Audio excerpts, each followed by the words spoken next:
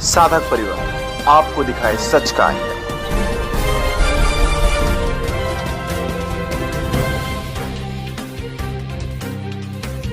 अपने गुरुग्राम जिला में जो 2 भाग हैं अपने, उनमें नवीन भाग के अध्यक्ष के नाते मेरी सेवा भारती में दायित्व है मेरे पास। एक संत इतने साल तक जो अंदर जेल में है, उस संत के ऊपर तो जो शारीरिक प्रभाव है वो पड़ ही रहा, लेकिन समाज का इसमें बहुत ज़्यादा नुकसान है। जो मैं सोचता हूँ समाज के लिए वो अच्छा ही काम कर रहे थे, समाज के उत्थान के लिए ही काम कर रहे थे, जो भी काम कर रहे थे। अब वो समाज तो वंचित रह गया उनसे। सरकार एक व्यक्ति की जो है उसको सुख सुविधाएं, भोग की सुविधाएं उसको प्रदान कर सकती है, उसको मकान दे सकती है, उसको कपड़ा दे सकती है, लेकिन उसकी सोच को जो है वो सरकार नहीं बदल सकती है।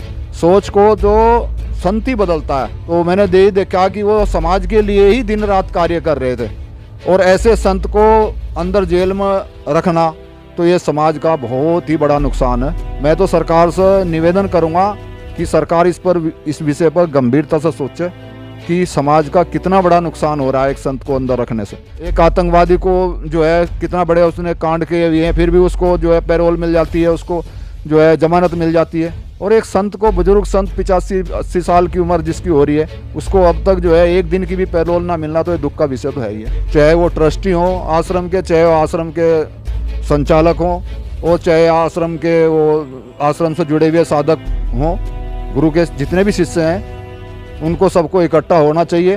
राजनीतिक दल भी जब ही सोचेंगे, जब इकट्ठा होंगे लोग, तो लोगों को एकजुट होकर के और उसको उनके लिए रिहाई के लिए मांग करनी चाहिए। मेरा नाम योगेंद्र सिंह है और मैं मारुति कुंज में अपना निवास है।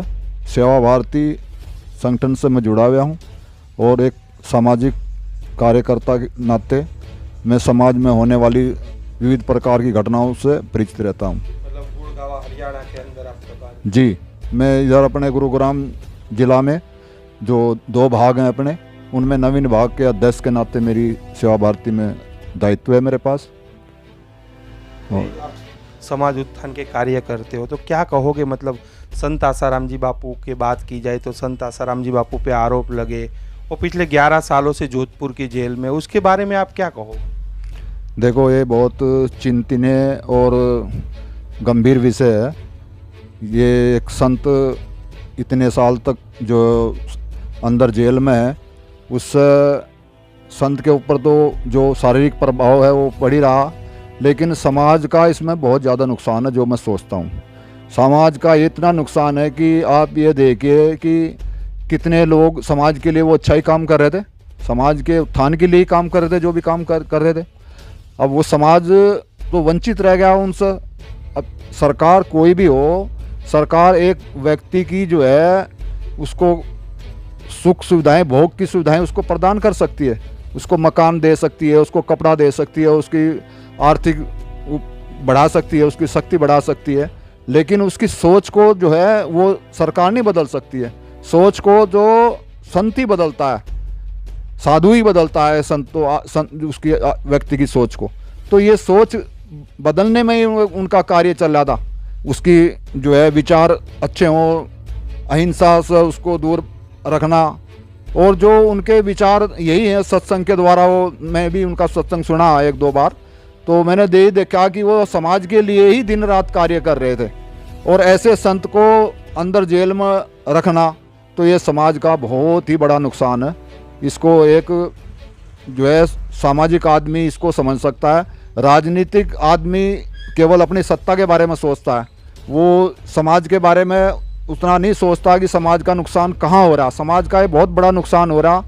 मैं तो सरकार से निवेदन करूँगा कि सरकार इस विषय पर गंभीरता से सोचे कि समाज का कितना बड़ा नुकसान हो रहा है एक संत को अंदर रखने से। जो संत जिसके सत्संग में लाखों आदमी आते थे, और वो सब कितने उनका बदलाव होता था, उनकी सोच कितनी अच्छी उनकी सोच बनती थी, वो सब समाज का नुकसान ही तो हो रहा। तो ऐसे संत को तो मैं सोचता हूँ सभी संतों को पैरोल मिलती है। एक आतंकवादी को जो है कितना बड़े उसने कांड किए हुए हैं, फिर भी उसको जो है पैरोल मिल जाती है, उसको जो है जमानत मिल जाती है, और एक संत को, बुजुर्ग संत 85-80 साल की उम्र जिसकी हो रही है, उसको अब तक जो है एक दिन की भी पैरोल ना मिलना तो ये दुख का विषय है, बहुत चिंतनीय विषय है कि उनको इलाज के नाम पर भी नहीं मिल रही है। ये तो एक सरासर बहुत ही अन्याय है।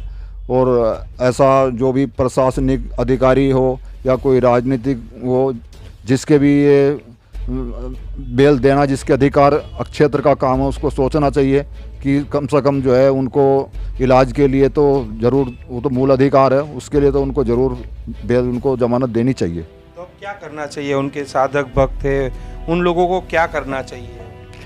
नहीं, मैं तो यही कहूँगा कि भाई जो उनके साधक हैं उन लोगों को सबको ये, मैं तो सोचता हूँ कि अगर वो सच्चे अपने गुरु के प्रति श्रद्धा रखते हैं तो उन सबको, चाहे वो ट्रस्टी हों आश्रम के, चाहे वो आश्रम के संचालक हों, और चाहे आश्रम के वो आश्रम से जुड़े हुए साधक हों, गुरु के जितने भी शिष्य हैं उनको सबको इकट्ठा होना चाहिए।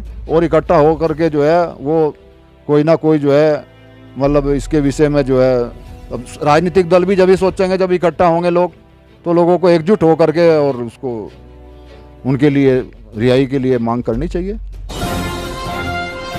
जानिए देश की पल पल की खबर नीलेश ठक्कर के द्वारा आपके अपने साधक परिवार पर। साधक परिवार आपको दिखाए सच का आईना।